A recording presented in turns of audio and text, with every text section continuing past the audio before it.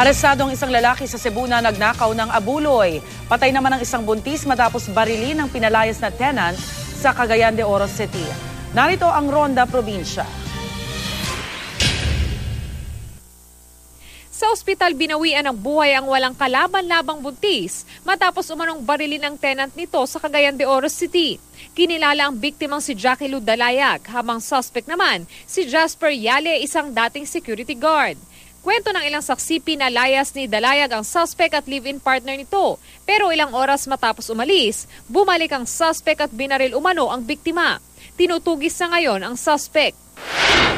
Iniharap sa media ang tatlong naarestong hinihinalang miyembro ng Laglag Barya Gang sa Cebu. Naaresto sila matapos maisumbong ng nabiktimang estudyante. Nabawi sa kanila ang mga gamit ng biktima. Inamin naman ng mga naaresto ang krimen. Sa Cebu pa rin, arestado rin ang isang lalaki matapos umanong mahuling nagnakaw ng abuloy sa isang lamay. Ang modus nito, magpapakilalang kamag-anak ng yumao. Mahigit 7,000 piso raw ang nakupit ng suspect, pero 2,000 na lang ang nakuha mula sa kanya. Para sa unang balita, Von Aquino reporting.